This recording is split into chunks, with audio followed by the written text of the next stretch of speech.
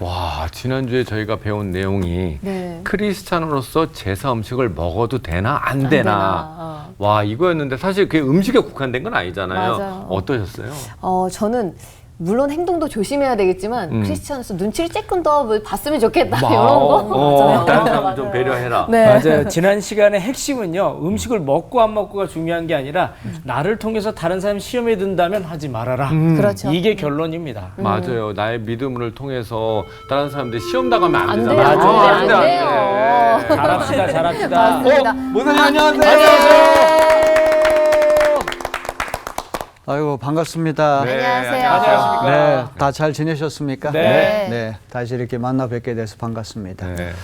이 바울 사도는 이렇게 알아갈수록 참 아름다운 분 같아요. 네. 생각도 깊고 사상도 심오하고 또 이렇게 삶의 자세 이런 것들이 참 우리가 본받아야 할 그런 아름다운 사도가 바울이 아닌가 싶습니다.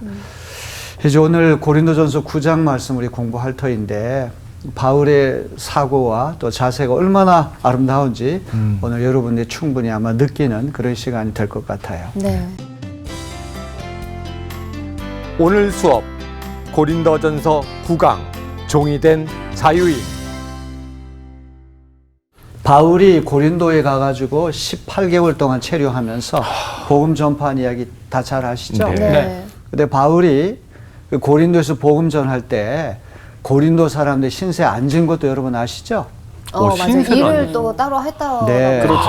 어떤 일을 했나요? 천막 뭐 천막 짓는 그렇죠. 맞아. 바울이 그쪽이 또 전문 텐트 메이커라고. 텐트. 아니요, 텐트 메이커 맞죠? 맞습니다. 맞아요. 그렇군요. 자, 사도 바울이 아굴라와 브리스길라라고 한 부부가 로마에서부터 고린도 와가지고 이제 체류하는데 그분들의 직업이 천막 제조업자였어요. 맞아요. 그 염소탈로 이제 천막 만드는 분이라서 그 집에 유숙하면서 생계를 직접 하면서 복음을 네. 전했어요. 네. 이제 이런 선교를 무슨 선교라 그러죠? 자비량 선교. 자비량 선교. 자비량. 자기가 비용을 대면서 복음 전파하는 것을 자비량 선교 그렇게 말을 하는데 그 자비량 선교를 영어로 표현할 때 아까 박인영 학생이 말씀하신 것처럼 텐트 메이킹 미니스트리 그렇게 말을 하는 거예요. 진짜 있구나. 자, 바울은 고린도에서 1년 6개월 동안 체류하면서 고생을 많이 하면서 복음을 전했으니까 당연히 고린도 교회에 요구할 것이 많겠죠. 네. 네. 동서고금을 막론하고 내가 일한 만큼 대가를 얻는 것, 임금을 받는 것. 그건 당연한 것이잖아요. 그렇죠. 고생을 많이 했는데 임금을 하나도 못 받으면 그거 안 되죠. 그거는 근로기준법이나 노동법에 어긋나는 것이죠. 착취죠, 착취. 착취가 되는 겁니다. 근데 사도 바울은 고린도 교회를 개척하고 또 복음 전파하는데 누구보다도 고생을 많이 했는데 당연히 요구할 수 있는 그런 임금 권리 이런 것들을 스스로 포기하겠다는 그런 아름다운 모습을 보여요. 그래서 이 고린도전서 9장에 보면은 스스로 얼마든지 요구할 수 있는 권리가 있지만 나는 복음 전파를 순수하게 하기 위해서 그 스스로 그 권리를 양도하겠다고 하는 그런 아름다운 모습을 우리에게 보여줍니다. 왜냐하면 우리가 복음을 전할 때 자꾸 내가 수고한 만큼의 어떤 대가가 있고 칭찬이 있고 인기, 박수, 또 어떤 물질적인 보상 이런 걸 생각하면 이 복음 전파라고 하는 것도 상업주의적으로 빠질 수. 오염될 수가 있잖아요. 바로 그것을 경계하는 것입니다. 오고 가는 세대에 하나님의 일은 어떤 대가가 없다고 할지라도 기쁜 마음으로 할 때 하나님께 영광 올려드리고 네. 더 그 복음 전파가 의미 있는 것이 되겠죠. 자, 이제 이런 맥락에서 오늘 바울 사도는 복음 전하는 근본 자세, 근본 정신을 우리에게 일깨워 줍니다. 자기는 자유인이지만 자유인의 자리에서 스스로 내려와서 종이 되겠다고 하는 그런 아름다운 모습을 보여주고 있어요. 이 자유인, 종하는 이런 개념을 우리가 오늘 이렇게 생각하면 잘 이해가 안 되는데 쉽게 얘기하면 나는 주인이지만 주인 밑에서 일하는 노예 자리로 스스로 내려오겠다. 쉽지 않죠. 이렇게 해석을 하면 훨씬 더 네. 이해가 잘 될 것 같아요. 바울이 활동하던 로마 시대는 이제 주인, 자유인과 자유민과 노예 크게 세 종류의 사람들로 되어 있어요. 이 피라미드 사회로 이렇게 돼 있어가지고 맨 밑바닥에는 노예들이 한 3분의 1 정도가 됐어요. 그러니까 이 노예 신분을 가진 사람은 그야말로 로마 사회가 굴러가기 위해서 모든 실질적인 일들을 다 맡아서 했던 주역입니다. 꼭 노동만 하는 게 아니라 이제 글씨도 쓰고 뭐 장부도 기록하고 또 가정살림 또 공동체의 모든 것까지 다 운영하는 실질적인 주역이 바로 노예들이었어요. 네. 두 번째는 자유민이라고 하는 그런 신분이 있었는데 자유민. 혹시 자유민에 대해서 들어본 적 있어요? 자유민.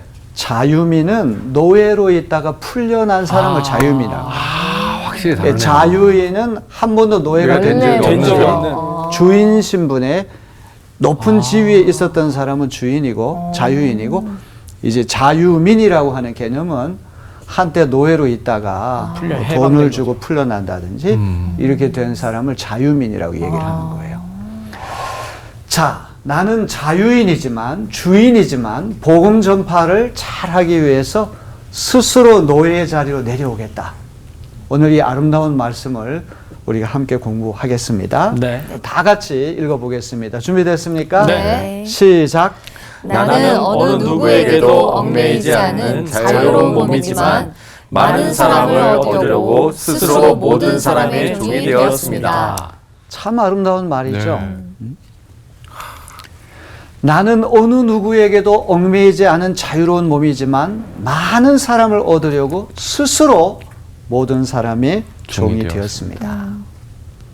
바울은 누구에게도 얽매이지 않고 자유로운 그런 사람이지만 복음을 전파해서 할 수 있으면 많은 영혼을 구원하기 위해서 모든 사람의 종이 되는 자리로 내려왔다고 하는 그런 이야기예요. 자, 바울이 종이 된 자유인이다. 오늘 그것을 우리 오늘 공부하게 될 터 있는데 모든 사람에게서라고 하는 말은 헬라 말로 에크판톤이라고 하는 말이에요. 에크판톤. From everybody. 모든 사람으로부터 어떤 구속이나 얽매임도 당하지 않는 자유로운 사람이지만 그와 동시에 파신이라고 하는 거는 to all, 모든 사람에게 스스로 종이 되었다. 여기 모든이라고 하는 이 말이 중요하죠. 모든이라고 하는 거는 어떤 경우에도 다 해당된다는 겁니다. 모든을 포괄하는 그런 용어입니다. 자, 바울의 이 정신은 우리 그리스도인이 종이면서 자유인이고 자유인이면서 종이다. 굉장히 역설과 모순이 되는 그런 말이지만 네. 예수 믿는 우리는 자유인이면서 종이고 종이면서 자유인 돼야 된다. 마틴 루터 말대로 얘기한다면 죄인이면서 의인이고 의인이면서 죄인이다. 그런 말 들어보셨어요? 네. 우리는 죄인이지만 예수 그리스도를 믿는 그 순간에 의인. 값없이 주신 하나님의 은혜로 말미암아서 의롭게 됐잖아요. 네. 죄인이지만 의인이 됐잖아요. 네. 네. 그러나 의인이 됐다고 그래가지고 하루아침에 우리가 천사처럼 되는 건 아니죠. 아니죠. 여전히 세상에 죄 많은 세상에서 우리 죄인들과 더불어 살아야 되고 이 세상에서 생활해야 되니까 의인임에도 불구하고 여전히 죄인인 거예요. 이 역설과 모순이 그리스도인의 정체성인데 자유인이면서 종이고 종이면서 자유인이다. 사도 바울이 그런 역설과 모순을 우리에게 가르쳐주고 있습니다. 자, 우리 고린도 전서 7장 22절을 다 같이 한번 읽어보겠습니다. 시작. 주 안에서 부르심을 받은 자는 종이라도 주께 속한 자유인이요 또 그와 같이 자유인으로 있을 때 부르심을 받은 자는 그리스도의 종이니라. 제가 조금 전에 말씀드린 거죠. 그죠? 네. 종이라도 자유인이고 자유인이라도 종이라고 하는 개념. 참 아름다운 개념이에요. 그죠? 그리스도인이 이 세상을 살아갈 때 이런 모순과 역설을 가진 존재라고 하는 것을 오늘 한번 잘 생각해 보는 시간이 되길 바랍니다. 마틴 루터에 대해서 좀 아시나요? 루터는 어떤 분이에요? 종교 멋진 개혁을 네. 이야기. 종교 개혁을 일으킨 개신교의 아버지가 네. 마틴 루터예요. 자, 루터가 쓴 책 가운데 그리스도인의 자유라고 하는 불우불멸의 고전이 있는데 그 그리스도인의 자유에서 루터가 이런 말을 해요. 한번 다 같이 읽어봅시다. 시작. 그리스도인은 만물에 대해서 자유로운 주인이며 누구에게도 예속되지 않는다. 그리스도인은 만물을 섬기는 종이며 만물에 예속된다. 거의 1500년이라고 하는 어떤 시간 차이를 두고 활동한 분들인데 바울의 생각이 루터의 생각하고 너무 닮았잖아요. 네. 그렇죠? 비슷한데요? 그래서 이 바울이 루터나 이런 분들의 영향을 엄청 많이 미쳤어요. 워낙 대단한 어떤 석학이기 때문에 오고 가는 세대에 우리 기독교 방향을 잃을 때마다 바울에게서 우리가 배워야 됩니다. 자, 그렇다면 자유인이 왜 무엇을 위해서 모든 사람을 섬기는 종의 자리로 스스로 내려왔을까? 그러니까요. 남이 강요해서가 아니라 본인 스스로 네. 자발적으로 그 자유인의 어떤 지위라든지 이런 것들을 포기하는 까닭은 무엇일까? 오늘 그것을 우리가 오늘 함께 공부하는 시간 됐으면 좋겠어요. 자, 22절 말씀을 우리 이강준 학생이 읽어주시면 고맙겠습니다. 믿음이 약한 사람들에게는 약한 사람들을 얻으려고 약한 사람이 되었습니다. 나는 모든 종류의 사람에게 모든 것이 다 되었습니다. 그것은 내가 어떻게 해서든지 그들 가운데서 몇 사람이라도 구원하려는 것입니다. 네, 고맙습니다. 자, 여기서 22절 후반부가 중요하거든요. 네. 나는 모든 종류의 사람에게 모든 것이 다 되었습니다. 모든 종류의 사람에게 모든 것이 다 되었습니다. 자, 이 말이 아주 중요한 말이에요. 네. 나는 모든 종류의 사람에게라고 하는 말은 어떤 의미가 여러분 느껴집니까? 우리 임성원 학생 오늘 특강생으로 오셨는데 전부.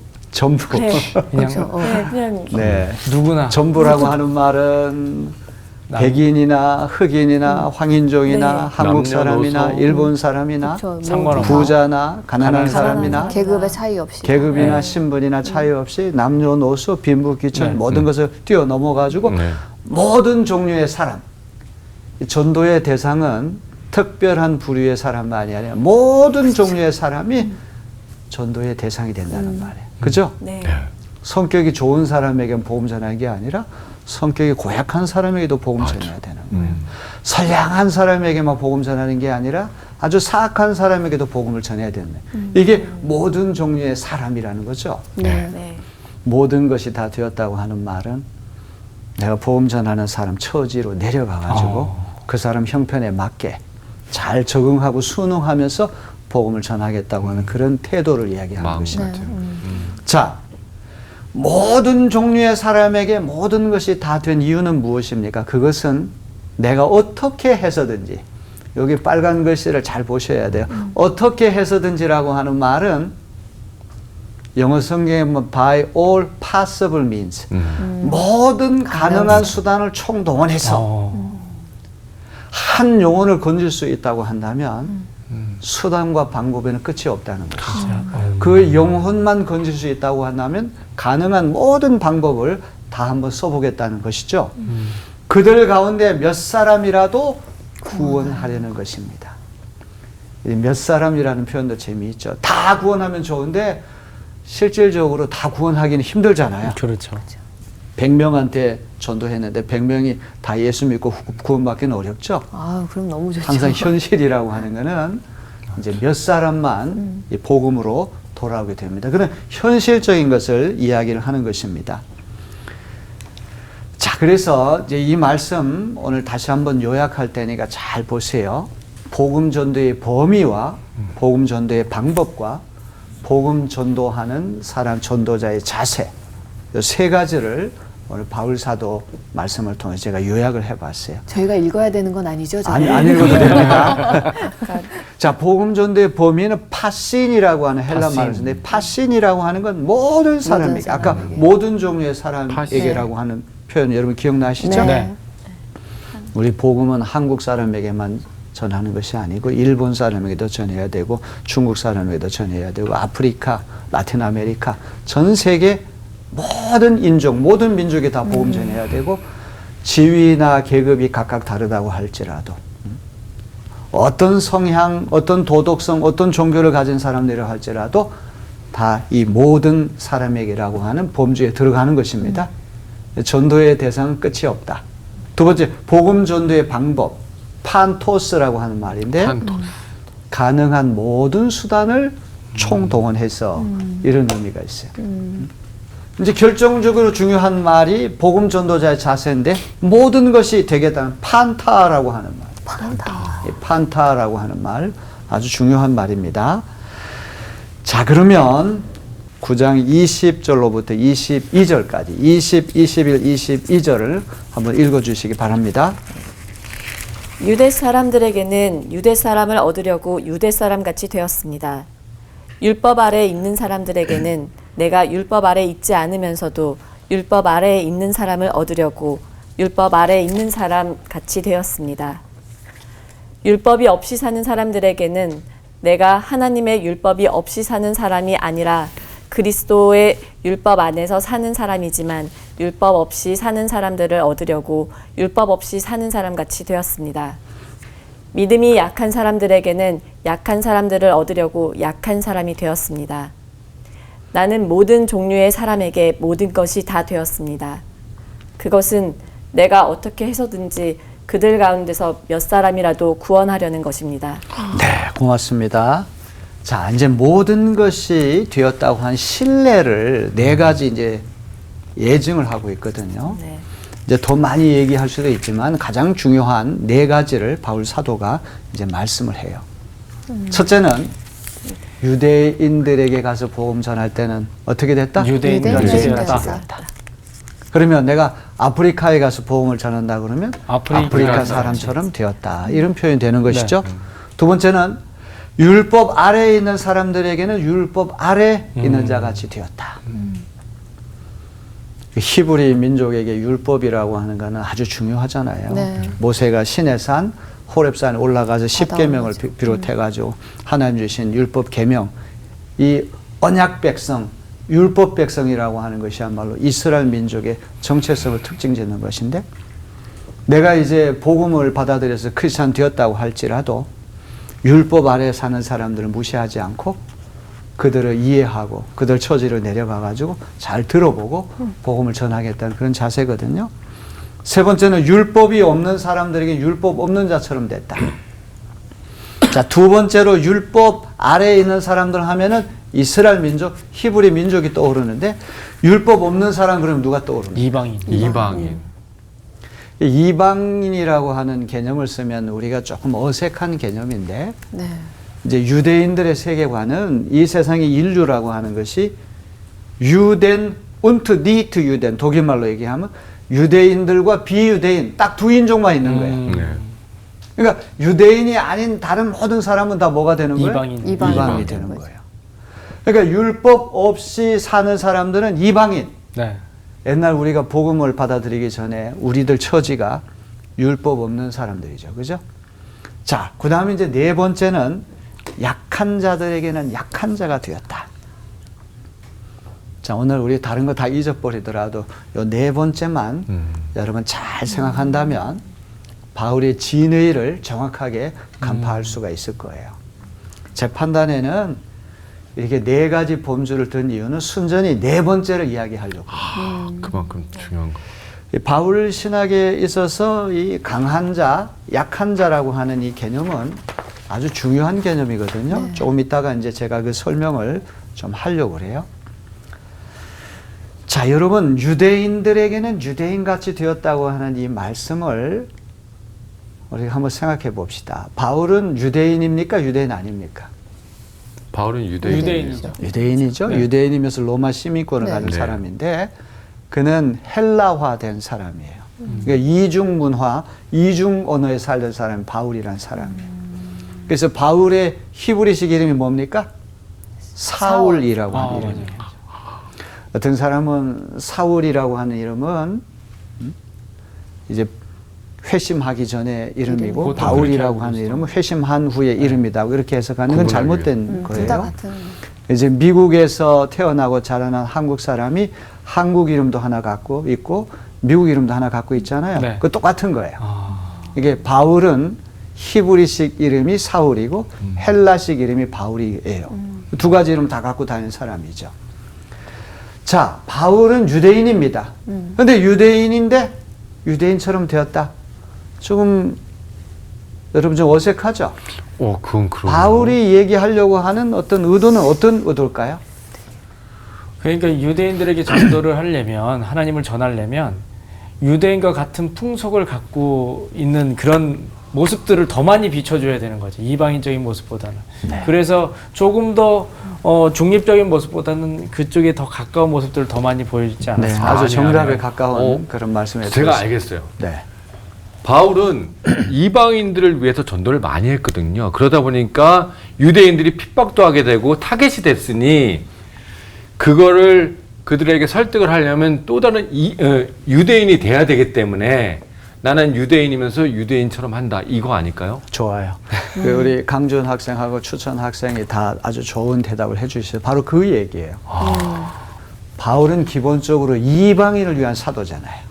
유대인이 아닌 외국 사람들, 그야말로 전 세계 유대인이 아닌 모든 민족을 향해서 복음을 전했던 사람인데, 그러다 보니까 유대인들하고 자꾸 마찰이 생기거든요. 그래. 유대인들은 아주 세 가지 중요한 것들을 목숨 걸고 지키거든요. 율법, 코셰르라고 하는 음식 규정, 음식. 할례. 정한 음식, 부정한 음식, 미꾸라지나 뱀장어 같은 거 절대 안 먹고. 그래서 어떤 음식은 이게 부정하기 때문에 절대 먹으면 안 된다. 네. 코셰르라고 하는 음식 규정. 또 하나는 안식일. 안식일. 안식일에 대해서 제가 전에 한번 말씀드렸지만 10계명 가운데 유일하게 하나님께서 본을 보여주신 계명이 안식일 계명이에요. 주의를 지켜. 왜? 하나님 우주 만물 창조하실 때 엿새 동안 창조하시고 일곱째 날 안식하셨어요. 그래서 율겐 몰트만이라고 하는 신학자는 창조의 완성은, 절정은 인간 창조가 아니라 안식일이다. 창조의 절정은 사람을 이렇게 창조한 게 절정이야. 하나님이 엿새 동안 일하시고 일곱째 날 쉬신 것이 창조의 완성이고 절정이다. 참 아름다운 얘기예요. 그렇죠? 네. 그래서 이 주후 70년경에 예루살렘 제2성전이 무너지면서 본격적인 디아스포라가 발생했거든요. 이스라엘 땅을 떠난 유대인들이 전 세계 많은 곳으로 흩어졌어요. 러시아에도 가고 스페인 같은 나라. 유대인들이 엄청 많았거든요. 2000년 가까운 세월 동안 영토와 주권이 없었는데 어떻게 유대민족이라는 정체성을 그들이 유지할 수 있었는가? 그건 안식일을 목숨 걸고 지켰기 때문이다. 유대인이 안식일을 지킨 것이 아니라 안식일이 유대인을 지켜줬다. 이런 유명한 얘기가 있죠. 맞아요. 네. 자, 그 다음에 또 세 번째로 중요한 게 뭐예요? 할례라고. 할례. 할례. 네.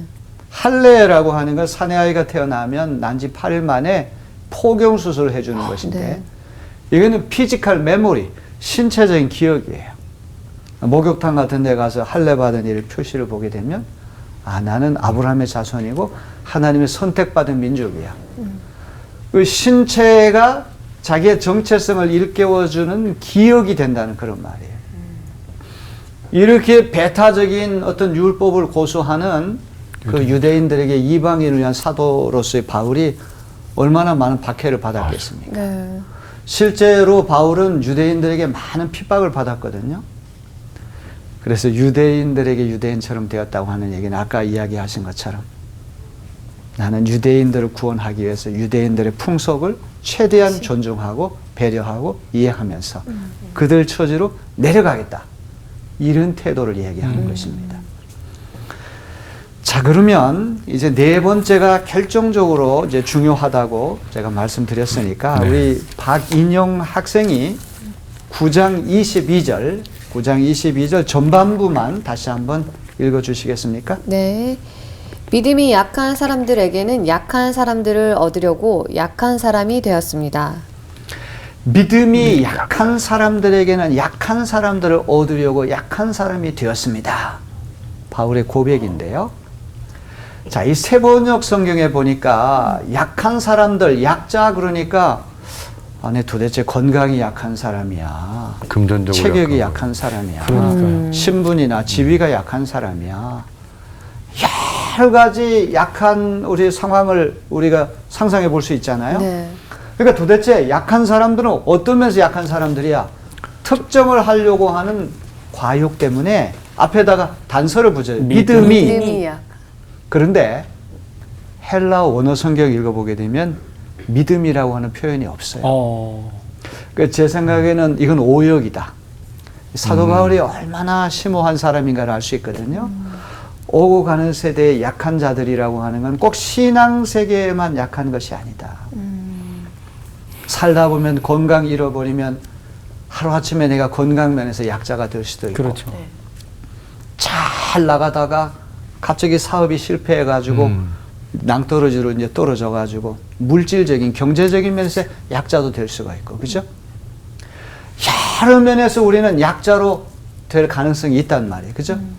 그래서 믿음이라고 하는 어떤 단서를 붙이지 않은 것은 오고 가는 세대의 모든 종류의 약자들을 염두에 두고 바울이 그 말을 썼다는 것입니다. 자, 이 강자와 약자의 대립이라고 하는 것은 약자 쪽에서 기분 나쁘죠. 힘이 있다든지 숫자가 많다든지 주류 쪽에 있는 사람이 우리는 강자고 너는 약자야. 그래서 이 로마서의 강자하고 약자 개념이 아주 중요한데 이것이 그 로마 교회 사람들이 만들어낸 개념인지 바울이 쓰는 개념인지 알 수가 없어요. 그래서 중요한 거는 인생을 살다 보면은 강자가 될 수도 있고 약자가 될 수도 있거든요. 그런데 꼭 지위와 신분이 높다고 해서 강자고 지위와 신분이 낮다고 해서 약자가 되는 건 아니죠. 아니죠. 예를 들면 직장 생활 하는데 믿음에 있어서 사장님보다도 그 직원이 더 믿음이 좋잖아요. 그런 믿음에 있어서는 사장님이 뭐가 돼요?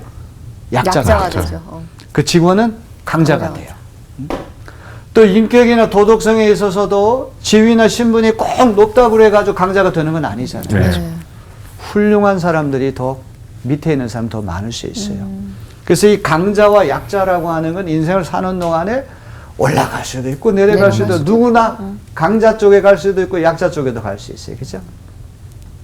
자, 바울이 말하는 약자는 신분이나 계급 이런 것과 물론 관계가 있죠. 돈이 있느냐 없느냐 다 관계가 있지만 꼭 그런 것에 의해서만 결정되는 것은 아니다.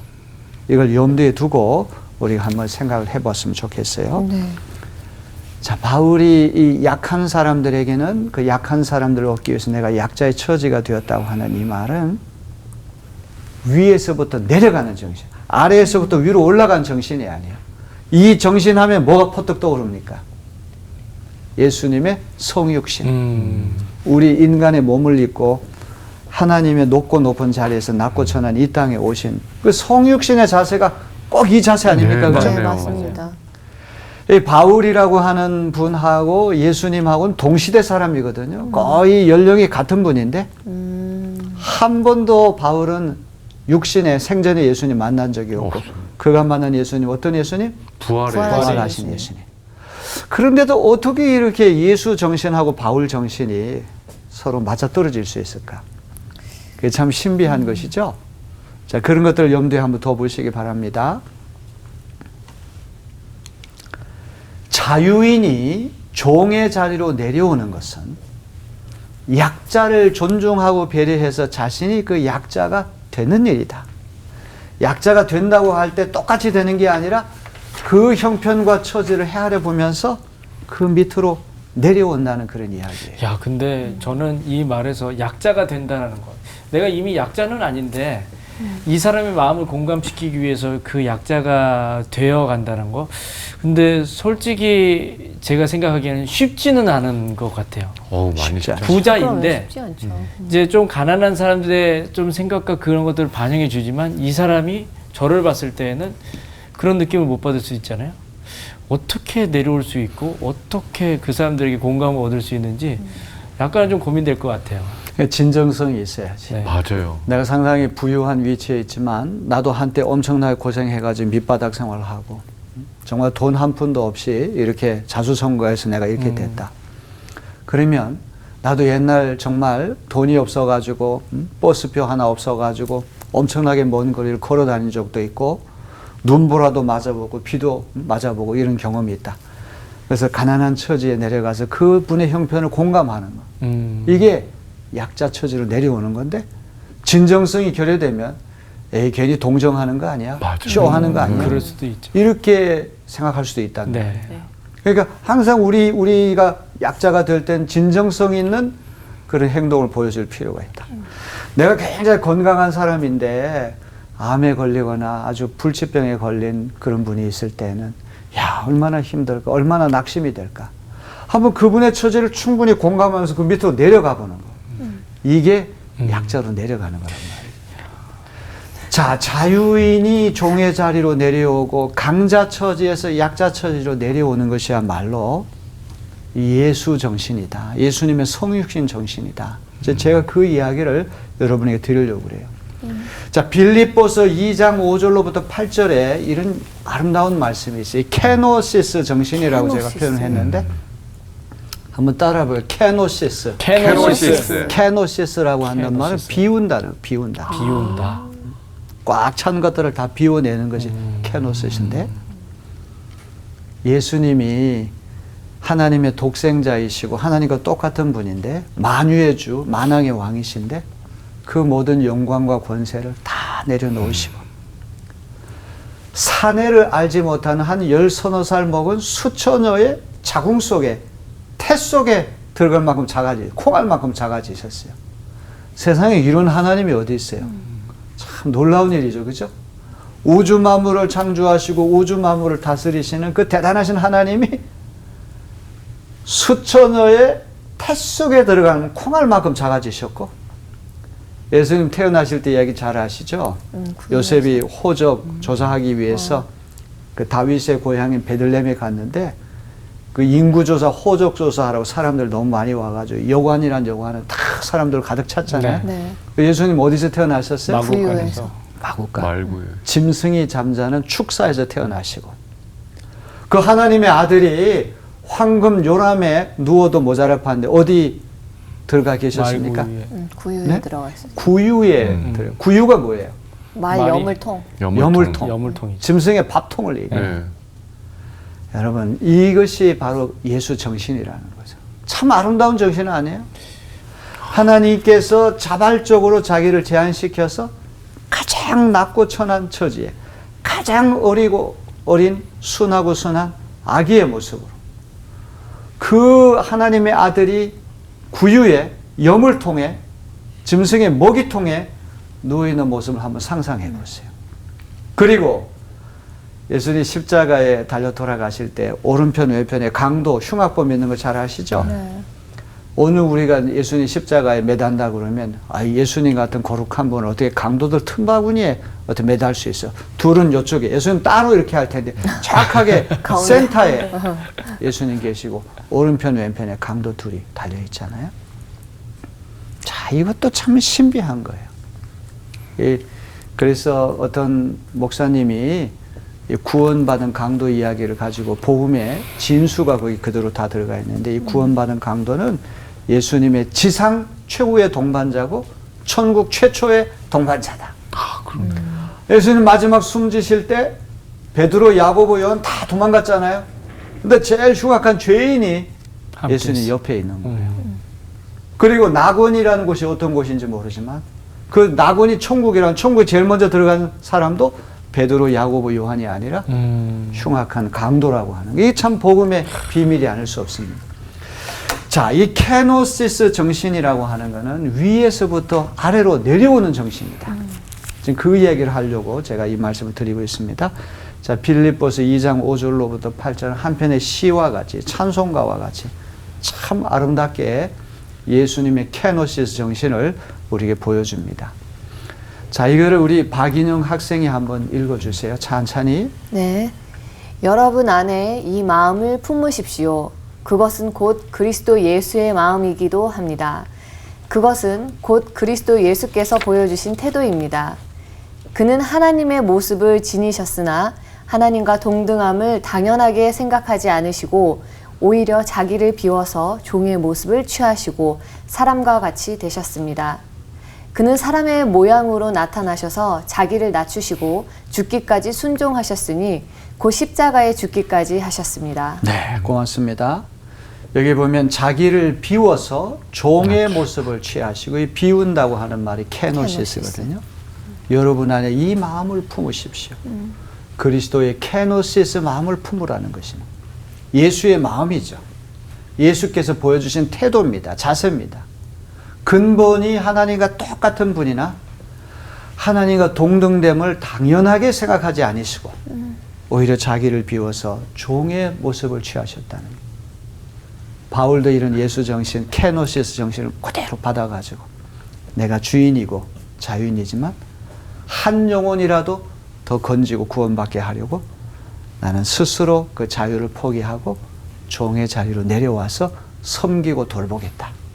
순전히 영혼을 구원하려고 하는 목적으로 바울이 그런 정신을 보이고 있는데, 이게 바로 예수 정신이고 예수 자세라고 하는 걸 우리가 알 수가 있는 것이죠. 우리 예수님 이야기할 때는 꼭 세 가지입니다. 성육신이라고 하는 것하고, 또 하나는 십자가 달려 돌아가신 것하고, 세 번째는 이 부활이라고 하는 것. 세 가지 예수님의 3대 이 요소예요. 예수님이 인간의 몸을 입고 이 땅에 오셨다고 하는 것. 얼마나 아름다운 일입니까? 하나님 멀리 계신 하나님이 아니라 임마누엘. 네. 임마누엘이 무슨 뜻이에요? 임마누엘. 하나님이 우리와 함께 계시다. 복음 전파에서 한 영혼이라도 더 건지기 위해서 높은 데서 낮은 자리로 내려오겠다고 하는 이 의식. 자, 갈라디아서 5장 13절에도 이런 말씀하고 있어요. 우리 이강준 학생 한번 읽어주세요. 네. 형제 자매 여러분, 하나님께서는 여러분을 부르셔서 자유를 누리게 하셨습니다. 그러나 여러분은 그 자유를 육체의 욕망을 만족시키는 구실로 삼지 말고 사랑으로 서로 섬기십시오. 네, 아름다운 말이죠. 네. 이제 예수 믿는다고 우리는 자유인이 됐잖아요. 그죠? 우리 허허로운 마음을 갖고 자유인이 됐는데, 그 자유라고 하는 것을 육체의 욕망을 위해 쓰게 되는 게 방종이 되거든. 이 자유를 더 고귀한 것을 위해 써야 된다는 그런 말이에요. 한 영혼이라도 더 복음 전파에서 건지기 위해서 내가 낮은 자리로 내려 섬기고 돌보는 그런 이가 돼야 된다. 자, 우리가 이 말씀을 읽을 때, 아유, 바울이 유대인에겐 유대인처럼 되고, 율법 있는 사람 율법 있는 사람처럼 되고, 율법 없는 사람 율법 없는 사람처럼 되고, 약한 자에겐 약한 자 되고, 그러니까 이 카멜레온 아니야?